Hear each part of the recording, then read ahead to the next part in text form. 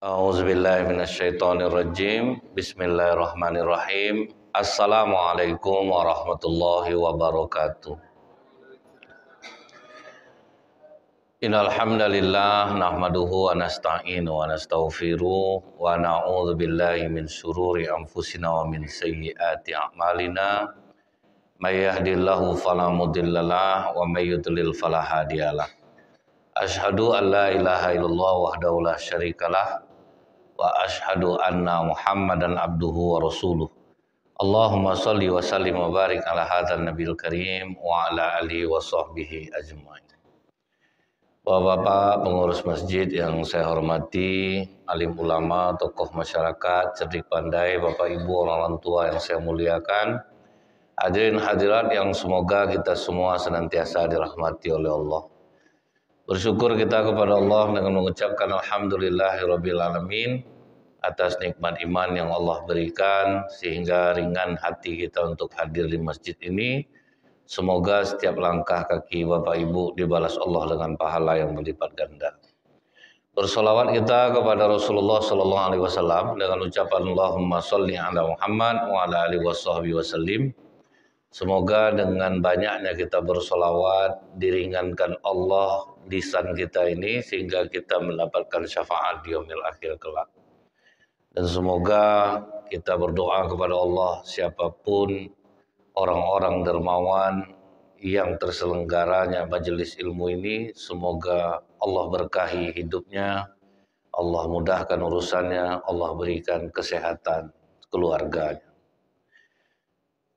Ada di Mekah itu dulu Pak, sahabat Rasulullah ini umurnya baru 17 tahun. Namanya Mus'ab bin Umair. Mus'ab bin Umair ini terkenal paling tampan lah dia di Mekah. Baju paling bagus, tubuh wangi karena dia anak bangsawan. Dan tutur katanya itu bagus. Jadi begitu dia masuk Islam, diputuskan orang tuanya lah seluruh bantuan. Jadi dia tidak dapat lagi uang. Makanya Rasulullah sedih kalau nengok dia tuh. Dulu tidak ada laki-laki yang lebih tampan daripada Mus'ab bin Umair di Mekah ini. Tapi setelah dia masuk Islam, kasihan kita nengok keadaannya. Jadi waktu dia meninggal tuh Pak, bajunya itu ditutup kepala keluar kaki. Ditutup kaki keluar kepala. Udah pokoknya ada kekurangan lah. Cuman tampannya itu memang luar biasa Mus'ab bin Umair itu. Jadi orang ketika sudah mendapatkan hidayah Islam ini ternyata harta benda duniawi itu tidak begitu dipandang lagi. Mus'ab bin Umair inilah orang yang pertama kali diutus Rasulullah untuk berdakwah ke Madinah sebelum hijrah.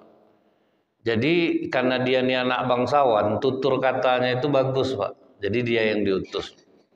Sehingga mudah orang untuk mengenal Islam ini. Bahkan ada tibanya preman di Madinah Pak, udah mau nombak dia. Diajaknya duduk baik-baik. Duduklah dulu Bang. Nanti kalau yang saya sampaikan ini tidak setuju Abang, saya pergi dari sini. Dibacakannya lah Al-Quran sehingga lunak hati orang yang mau menombak dia ini. Nah Mus'ab bin Umair ini Bu, waktu perang Uhud dia itulah yang memegang bendera perang. Datang musuh Pak, ditebasnya tangan kanan Mus'ab bin Umair. Jadi karena ditengoknya posisi Rasulullah sudah terdesak, ditimbunnya badannya setengah di tanah, dipegangnya bendera itu. Jadi dihalangnya pakai badannya. Kuda-kuda orang itu dihalang pakai kuda-kuda. Jadi ada kalimatnya yang untuk menghibur hatinya selama dia menghadang lawan itu. Udah ditebas tangan kanan, diangkatnya bendera itu pakai tangan kiri. Jadi kata Mus'ab bin Umair ini, wa ma Muhammadun illa rasulun qad khalat min qablihi rusul. Muhammad itu tidak lain hanyalah seorang rasul, sungguh telah berlalu sebelumnya beberapa orang rasul. Itu kalimat dia untuk menghibur dirinya. Rasul-rasul sebelumnya kan mati juga. Itu terus kalimat yang diucapkannya. Karena dia udah tahu posisi udah terdesak. Yang dia takutkan adalah Rasulullah meninggal. Itu terus dibacanya sampai akhirnya Mus'ab bin Umair ini mati. Dan kalimatnya itulah dijadikan Allah surah Ali Imran ayat 144. Jadi ini perkataan sahabat yang menjadi ayat Al-Qur'an. Tapi diteruskan Allah di situ, afa imata au kutilang qalabtum ala aqabikum. Apakah jika dia wafat atau dibunuh kamu akan murtad? Nah, itu diteruskan Allah. Jadi jangan sampai nanti kalau Rasulullah ini meninggal kalian murtad jadinya. Macam umat Nabi Musa kan balik jadinya balik. Amat gimana ini Musa ini? Begitu sudah berhasil Nabi Musa menghilang 40 hari, banyak yang murtad. Itu baru menghilang, baru itu balik lagi murtad. Artinya apa? Rasulullah ini juga diperlakukan Allah seperti manusia biasa. Dia meninggal juga. Karena banyak anggapan orang itu kalau orang-orang soleh itu tuh kebal senjata. Tuh masuk maling ke rumahnya tuh kurung aja maling tuh. Manalah ada macam itu. Kalau tiba kemalingan ya kemalingan. Dipukul orang ya kena juga. Macam di perang Uhud tuh Pak. Gigi Rasulullah tanggal. Topeng besinya pecah, penyok. Jadi sama juga. Nah itulah artinya apa Bu? Rasulullah itu betul-betul diutus Allah itu sesuai. Bila Allah mengendaki keajaiban baru bisa, kalau enggak ya enggak. Kemudian apa kata Allah lagi dalam surah Ali Imran ini, barang siapa berbalik ke belakang atau murtad, maka ia tidak dapat mendatangkan mudarat kepada Allah sedikit pun. Mau kita soleh, mau enggak soleh, enggak ada untungnya bagi Allah. Ingat saya dulu Pak ya, saya bilang sama orang, sholatlah lagi Bang, umur udah berapa nih? Terus dia bilang, nantilah kalau saya udah nikah baru saya sholat. Saya bilang Allah tidak butuh sholat abang. Mau abang sholat, tidak ada untungnya bagi Allah. Kita yang butuh Allah itu. Karena banyak orang anggapannya seperti itu Pak. Pokoknya nanti kalau murah rezeki aku baru aku sholat. Padahal kadang miskin itu pun baik bagi kita. Nah jadi kata Allah siapa yang murtad tidak akan ada menguntungkan aku sedikit pun. Dan Allah juga menegaskan bahwa ma ja'alna lil bashari min qablika khulda afa imitta fahumul khalidun. Dan tidak seorang pun kami jadikan hidup abadi di dunia. Engkau saja mati Muhammad. Bagaimana mungkin mereka kekal? Nah, jadi kan udah jelas di sini Pak ya. Manusia itu pasti mati. Tidak terkecuali Rasulullah sallallahu alaihi wasallam sendiri. Jadi jangan dianggap punya keajaiban, umur bisa panjang. Makanya misteri tentang Nabi Khidir itu Bu, Rasulullah pernah mengatakan kalau memang Nabi Khidir masih hidup seharusnya dia mengikut kepadaku. Kecuali macam Nabi Isa itu kan dimatikan Pak, diangkat ke langit itu kan artinya mati, nanti baru dihidupkan Allah kembali di akhir zaman. Ini sibuk nyari Nabi Khidir aja orang, pokoknya nampak orang pakai ini hijau-hijau tuh, kan Khidir tuh kehijau-hijauan di mana dia duduk hijau. Banyak lah orang ngaku Nabi Khidir aja, ada seorang yang punya jubah macam itu di Arab Saudi itu kan banyak. Nabi Khidir, Nabi Khidir. Kalau misalnya ada pasti harus melapor kepada Rasulullah, harus ketemu dia sama Rasul. Nabi Musa aja pernah memohon kepada Allah, jadikan aku umat Muhammad. Kata Allah, kau sudah terlanjur duluan. Muhammad itu belakangan. Tidak bisa. Sedangkan memakai mukjizat Nabi lain aja tidak boleh Rasulullah. Ketika Rasulullah mengikat jin di Masjid Madinah, sempat membaca doa Nabi Sulaiman, Rabbi firli wa habli mulkan. Kata Allah, itu punya Sulaiman, bukan punyamu ya Rasul. Nah, jadi tidaklah bisa dipakai. Tambahlah orang sekarang, pas mau dibakar api, dibacanya lah Allah mengatakan kepada api di ayat Nabi, Qulna ya nar kuni bardan salaman. Manalah anguslah tangan membengkak, sudah tubuh meletup. Sedangkan Rasulullah aja pakai doa Nabi Sulaiman aja tidak dikabulkan oleh Allah. Nah, jadi maksudnya ini apa nih Pak? Artinya Rasulullah itu juga manusia biasa yang pasti juga meninggal dunia. Jadi tahun ke-7 Hijriah baru pulang dari perang Tabuk, langsung Allah melarang Rasulullah istirahat, langsung ke Khaybar. Orang Yahudi yang sudah berkhianat kepada Islam. Jadi orang Yahudi ini Bu, makanya dia terusir dari Madinah itu karena kelakuan dia juga. Udah perjanjian kita sama-sama menjaga kota Madinah ini. Akhirnya kan mereka berkhianat. Mereka berkhianat, kemudian Rasulullah disuruh oleh Allah para sahabat untuk menghancurkan Khaybar. Setelah umat Islam menang di Khaybar, memang mendadak serangan tuh Pak. Kalah orang-orang Yahudi di Khaybar, Rasulullah sedang duduk-duduk nunggu makanan, datanglah seorang perempuan Yahudi mengantarkan daging kambing kepada Rasulullah dan para sahabat. Jadi kadang memang itulah Pak ya, berbaik sangka ini ajaran Islam. Tapi kadang beresiko juga. Nah, seperti kata orang Bu ya, orang ikhlas itu bisa jadi tidak kaya, tapi tidak pernah kekurangan. Kalau kadang kita ikhlas, kadang kita udah nolong orang Pak, belum tentulah kalau kita terdesak orang akan nolong kita. Itu resiko Pak, itu ujiannya. Kita disuruh dalam Islam ini berbaik sangka Bu, kadang kena kita jadi. Nah contohnya yang dialami oleh Rasulullah ini. Perempuan tuh macam baik ngantarkan kambing, dia sudah dapat informasi Bu. Rasulullah ini suka betul daging bagian paha kambing. Nah yang di paha kambing itu yang dibanyakkan racunnya Pak. Di sinilah kita tahu ternyata Rasulullah pun tembus di racun Pak. Itu risiko Bu kan. Ditaruhnya racun sebanyak-banyaknya di paha kambing itu, diantarkannya ke Rasulullah dan para sahabat. Sempat terkunyah sama Rasulullah tuh Pak. Jadi walaupun belum ditelan, tetapi karena banyaknya racun itu sudah banyak juga yang lengket di mulut Rasulullah. Langsung ditaruh Rasulullah, berhenti kalian makan semuanya. Irfa'u aidikum fa inna akhbartuni annaha masmumah. Angkat tangan kalian.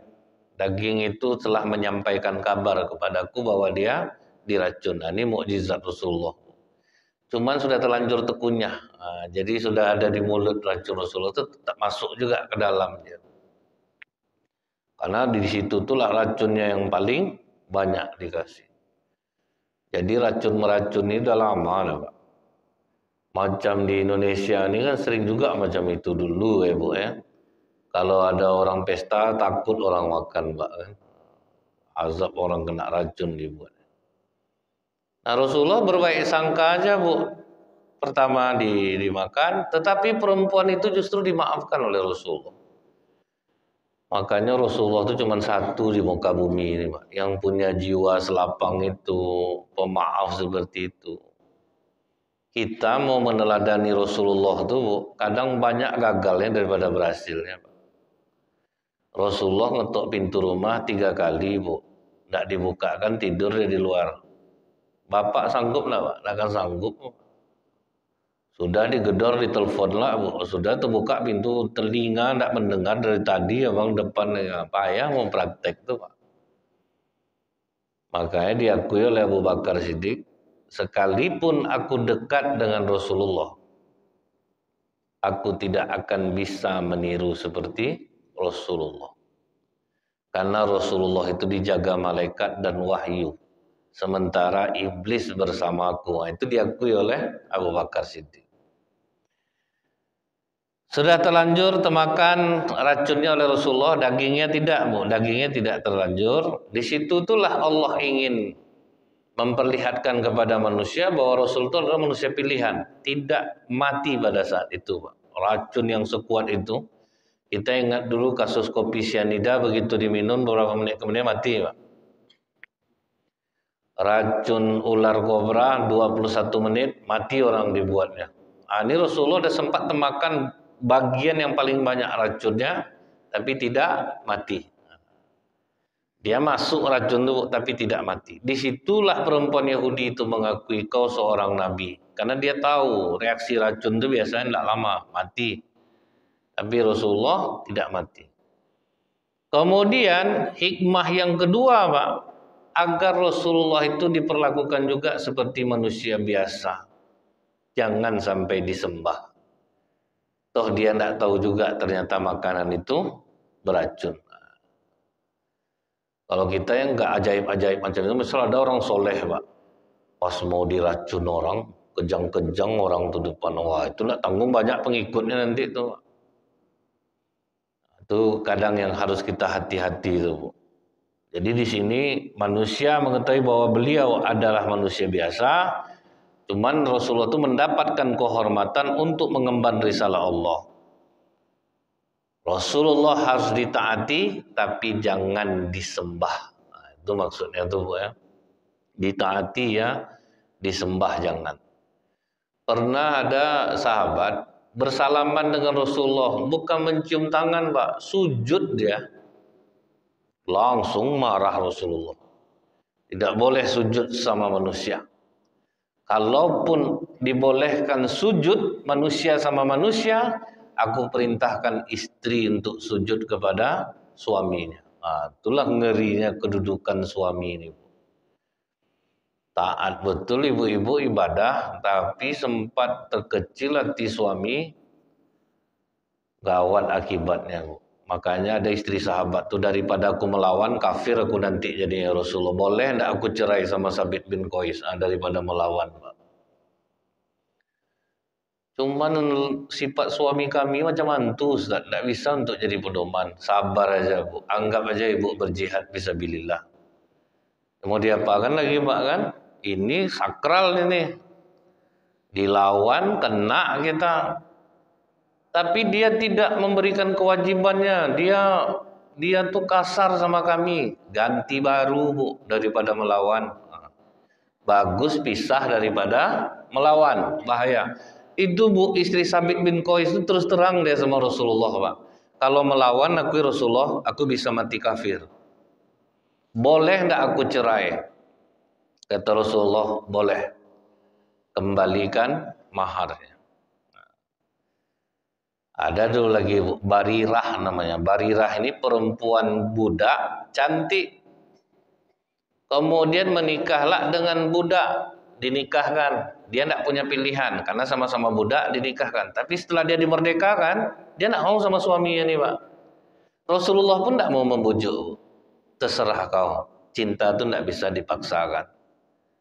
Kalau mau lanjut, enggak ya sudah. Dia enggak mau, Pak. Aku enggak mau lanjut ya Rasulullah. Nah, kalau perempuan kita sekarang nih, Bu, suami lah udah diburuk-burukkannya, tapi tetap juga tinggal sama dia, Pak. Nah, itu tuh yang lebih bahaya itu lagi, Bu. Suami istri itu kan pakaian itu kan melindungi. Tapi di sana cerita buruk suami, awak zikir juga di masjid, Bu. Astagfirullahaladzim, saya tidak memburuk-burukkan suami saya nih, Kak, ya. Mudah-mudahan tidak dapatlah anak cucu kita suami macam suami. Bahaya loh tuh. Dia tetap juga berdua tiap hari, berapa dosanya. Jadi Rasulullah itu orang salaman wajar aja sama dia, sempat sujud ngamuk Rasulullah, Pak, tidak boleh. Jadi jangan sampai kedudukan Rasulullah itu sampai disembah. Nah jadi, Pak, rupanya setelah 3 tahun mulai bereaksi racun itu. Jadi mulai terasa, Bu, efek racun itu ke tubuh Rasulullah mulai terasa. Di situ kenapa tetap diteruskan Allah dulu hidup Rasulullah nih? Karena risalah ini harus disempurnakan. Agama ini harus disempurnakan dulu. Setelah itu, Pak, apa kata Rasulullah kepada Aisyah? Ya Aisyah, ma azalu ajidu alamat ta'am alladhi akaltu bi khaira fahadha awan. Wajadtum qita'a abhari min dhalikas sum. Wahai Aisyah, dah mulai aku terasa sakit akibat makanan yang aku makan di Khaybar. Diakui oleh Rasulullah. Makanan yang aku makan di Khaybar mulai pengaruh dia. Udah mulai urat nadiku terputus karena pengaruh racun itu. Itulah resiko dakwah ini Pak, kadang bisa mati. Tidak bisa orang lewat racun, bisa lewat sihir. Sihir nih Bu, orang soleh aja bisa tembus dibuatnya. Kita kan ada masa kosong itu Pak, bisa tembus dibuatnya. Ada kalau kita lihat perukiah-perukiah itu risikonya besar tuh Pak. Kalau sempat dia tidak siap, serangan balik ngeri. Jadi kadang orang-orang rukiah itu sering dihantui itu Pak. Misalnya melawan apa itu, sering kena kondak keluarganya. Jin itu mana dia sama manusia Bu. Kita aja manusia kena pukul ngadu ke kawan Pak kan. Nah setelah itu nanti datang kawan nih. Dia ambilnya istrinya, anaknya mau dibunuh. Kan seperti itu juga. Nah akhirnya mulai nih Rasulullah sudah merasa terasa tahun ke-10 Hijrah karena agama ini belum sempurna. Sempat Rasulullah naik haji dulu Pak. Itu yang namanya haji wada, haji penghabisan, haji perpisahan. Setelah itu apa kata Rasulullah? Ambillah dariku cara ibadah haji kalian karena mungkin setelah tahun ini kita tidak akan berjumpa lagi. Nah, jadi sudah disampaikan oleh Rasulullah. Kalian apa nih? Ini yang sempurna tuh haji waktu itu belum begitu diajarkan, Pak. Jadi ikut betul yang aku lakukan tahun ini. Karena tahun depan belum tentu kita bertemu lagi. Ini yang dikatakan haji wada itu, Pak. Setelah itu turun pula lah surat An-Nasr itu, Pak. Idza jaa nasrullahi wal fath wa ra'aitan nasa yadkhuluna fi dinillahi afwaja fasabbih bihamdi rabbika wastaghfir innahu kana tawwaba. Apabila telah datang pertolongan Allah dan kemenangan dan kamu lihat manusia masuk agama Allah berbondong-bondong, maka bertasbihlah dengan memuji Rabbmu dan mohonlah ampun kepadanya, sesungguhnya Dia adalah Maha Penerima Taubat. Ayat ini pernah membuat Umar bin Khattab penasaran, Pak. Kenapa dengan turunnya ayat ini kok Abu Bakar menangis? Jadi dia pertanyakan waktu itu sama Abdullah bin Abbas. Abdullah bin Abbas itu umur baru 14 tahun, Pak. Tapi dia dipercaya Umar untuk menjadi penasehat Khalifah Umar karena kecerdasannya. Umur 14 tahun tetapi ilmunya dalam. Waktu ngumpul dengan para sahabat, Umar bertanya kepada sahabat-sahabat yang lain, kalian tahu enggak kenapa waktu surah An-Nasr turun Abu Bakar menangis dan seduh-seduh? Semua sudah menjawab, wah itu karena haru, karena banyak orang masuk Islam berbondong-bondong, kemenangan sudah datang. Kemudian terakhir ditanya Umar kepada yang paling muda, yaitu Abdullah bin Abbas. Apa maksud ayat itu? Ayat itu turun bertanda kematian Rasulullah Sallallahu Alaihi Wasallam. Baru temenung Umar. Jadi kalau orang sudah masuk Islam berbondong-bondong, agama Allah ini sudah menang, puji Allah, tugas Rasulullah selesai. Nah itu maksudnya itu, Pak. Nah makanya Abu Bakar waktu itu menangis. Setelah itu ramai-ramailah orang datang kepada Abu Bakar Siddiq, Pak. Kenapa kau menangis, Abu Bakar? Kata Abu Bakar, idza tama amrun badanaksu. Kalau agama ini sudah sempurna seperti ini, berarti akan ada yang berkurang. Maksud kau apa? Tentu Rasulullah sudah selesai tugasnya. Dan Rasulullah akan wafat. Jadi Bu ya, waktu Rasulullah berada di Mekah, sehabis sholat asar, beliau sedang menyandar kontanya, tiba-tiba terjatuh, Pak. Jadi ini udah mulai sakit kepala Rasulullah itu, Bu. Dari mulai akhir bulan Safar, itu udah mulai sakit. Kepala sakit, pokoknya sakit betul lah, itu pengaruh racun itu. Kemudian turunlah malaikat Jibril membawa ayat Al-yawma akmaltu lakum dinakum wa atmamtu alaikum ni'mati wa raditu lakumul Islam madina. Pada hari ini telah kami sempurnakan bagimu agamamu, telah kami cukupkan nikmatmu kepadamu, dan Allah ridho Islam menjadi agama. Itu yang membuat Rasulullah terjatuh dekat samping onta atau kudanya itu. Jadi kemudian balik Rasulullah ke Madinah. Begitu sampai di Madinah, Rasulullah tengah malam pergi dia ke kuburan Baqi, ziarah makam tengah malam Rasulullah. Kemudian pergi pula ke Uhud, pergilah di sana untuk ziarah makam. Setelah itu dikumpulkan Rasulullah lah seluruh sahabat. Disuruh Bilal azan di waktu bukan jam sholat. Makanya berkumpul orang. Jadi azan ini sebenarnya juga untuk mengumpulkan orang. Kegiatan Rasulullah itu kan tidak ada yang jauh dari masjid, Pak. Apapun, semua dilakukan di masjid. Datanglah orang beramai-ramai ke masjid. Sampai orang di masjid sudah sholat 2 rakaat, sholat tahiyat, Rasulullah naik ke atas mimbar. Ya ma'asyiral muslimin, inni kuntu lakum nabiyyan wa nasihan da'iyan ilallahu biiznillah. Sesungguhnya aku ini nabi kalian, yang mengajak kalian ke jalan kebaikan dengan izinnya. Hubungan aku bersama kalian sudah sama seperti ayah dan anak yang sangat kasih sayang. Bila ada di antara kalian yang pernah tersakiti oleh lisanku, oleh perbuatanku, silahkan saat ini berdiri, beri balas kepadaku.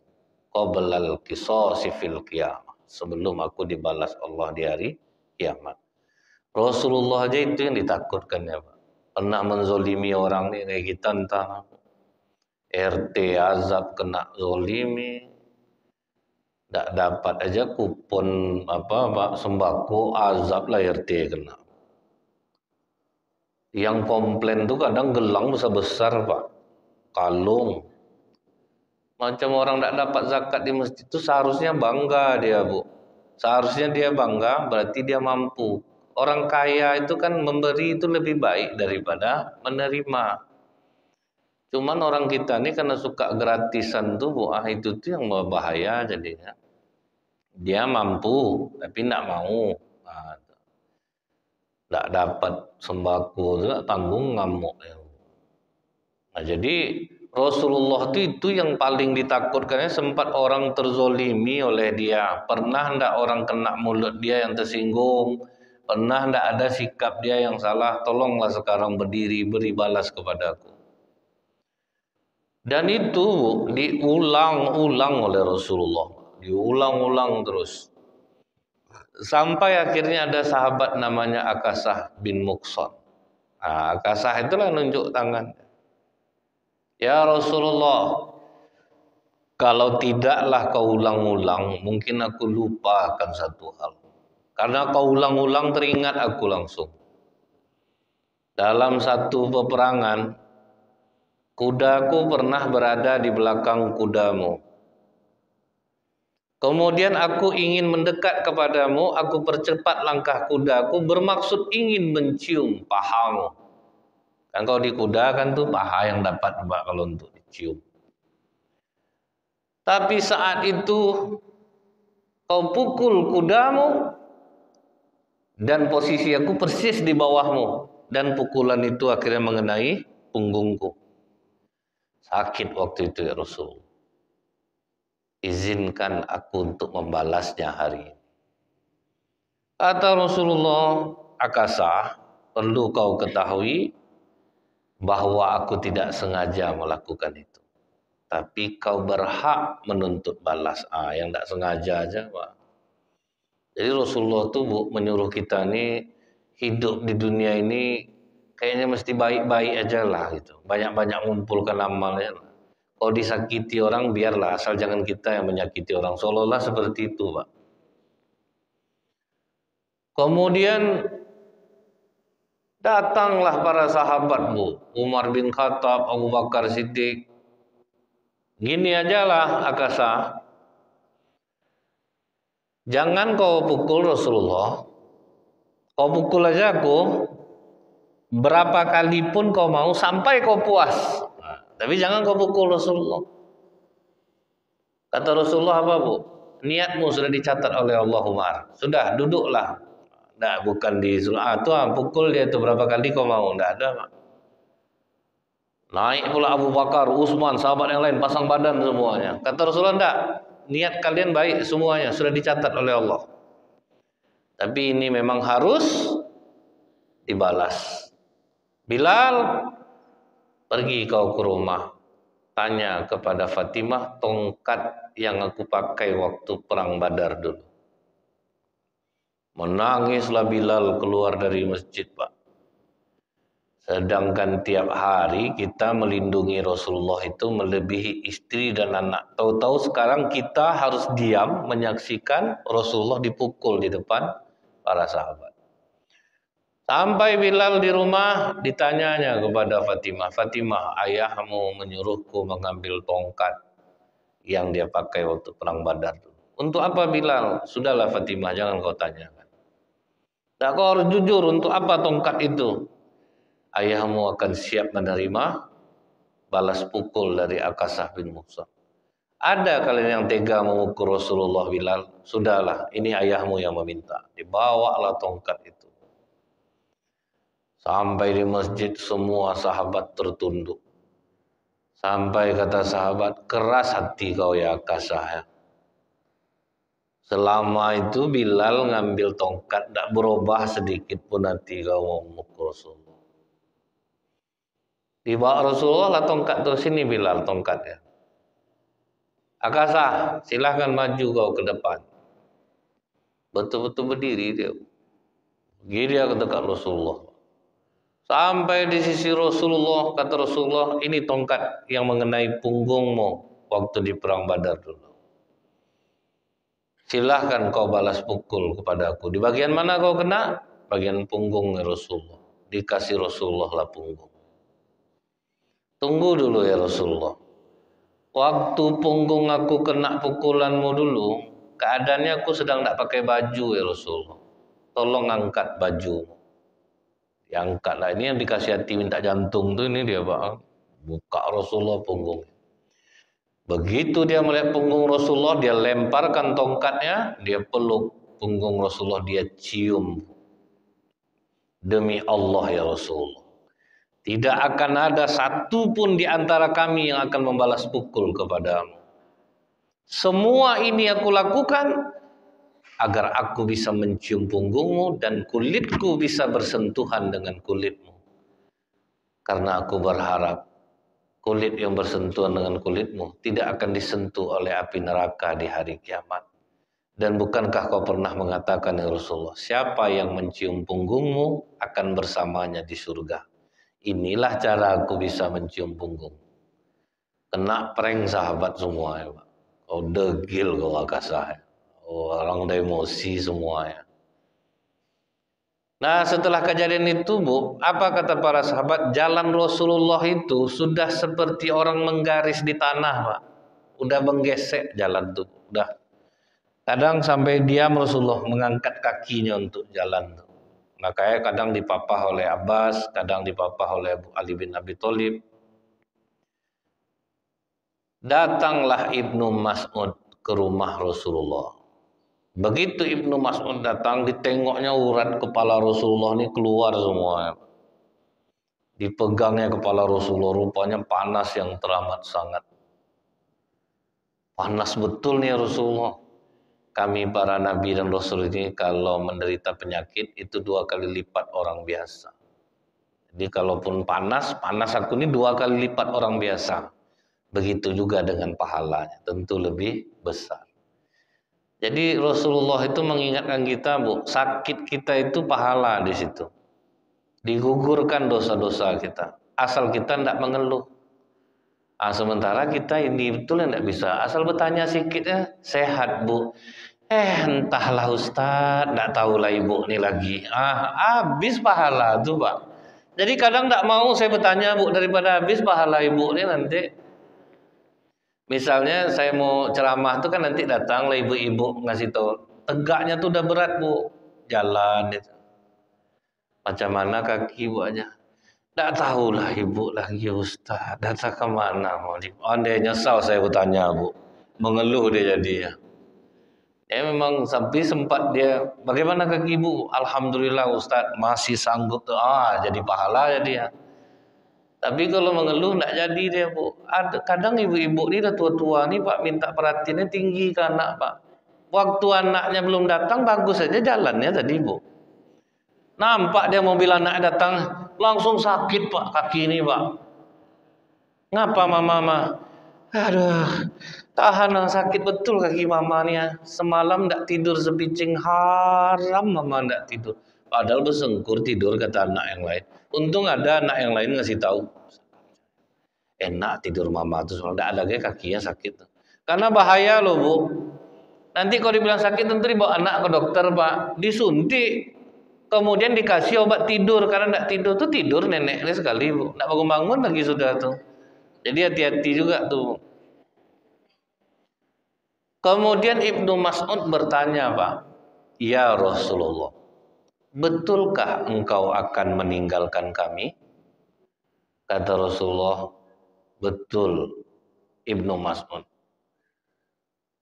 Kalau kau sudah meninggal nanti Rasulullah kemana kami bercerita lagi? Udah tersedih Ibnu Mas'ud. Kemudian kata Rasulullah, aku tinggalkan kalian pada jalan yang benar dan jelas. Dan aku tinggalkan dua penasehat untuk kalian. Natikon wassomitan. Satu bisa bicara, satu diam. Fanatikul Quran wassomitul maut. Yang bisa bicara itu Al-Quran. Jadi itulah nasihat Rasulullah bu. Maka kata para ulama, kalau ingin Allah bicara sama kita, baca Quran. Kalau kita ingin bicara sama Allah, bawa sholat. Anggap Al-Quran itu diturunkan Allah sama kita bu. Jadi Al-Quran itu ngisi nasihat ke kita. Dia Allah yang memerintahkan ke kita. Yang kedua nasihatnya itu adalah kematian. Itu yang diam itu bu. Ya kita kadang mana pernah nyangka pak, orang yang udah bercincin-cincin jantungnya masih hidup sampai sekarang. Ada orang tidak ada riwayat sakit jantung pak, meninggal dia. Jadi kan random, tidak pernah tahu kita bu bagaimana akhir hidup seseorang. Ada kakek-kakek yang tertua di dunia sekarang umur udah 200 tahun tidak mati-mati pak, tinggal betul-betul tulang pembalut daging lagi tapi tidak mati-mati. Aman-aman aja pak riwayat kesehatannya. Jadi kita itulah penasehat kita tuh. Jadi kita tahu berarti kematian ini sesuatu yang mesti. Aku harus memperbanyak amal, jangan sampai rugi gitu. Jangan sampai kita rugi. Sering-sering minta ampun kepada Allah karena kita tidak pernah tahu akhir dari hayat kita ini. Nah, sampailah akhirnya itu ya Bu ya. Rasulullah mengatakan kepada Ibnu Mas'ud, apabila kalian ketemu dengan masalah, tidak bisa kalian cari jalan keluarnya, maka carilah di dalam Al-Quran dan Sunnahku. Dan apabila hati kalian keras hati gitu nih, falayinu bi ihtibari wa ahlil maut. Banyak-banyaklah ngambil pelajaran dari kematian. Sering-sering ziarah kubur itu maksudnya Bu, sering-sering ziarah kubur. Baru kita akan tahu untuk apa keras hati bahwa kita ini juga akan mati. Nah, itulah nasihat Rasulullah kepada Ibnu Mas'ud. Insyaallah akan kita sambung kembali. Subhanakallahumma bihamdika asyhadu an la ilaha illa anta astaghfiruka wa atubu ilaik. Assalamualaikum warahmatullahi wabarakatuh.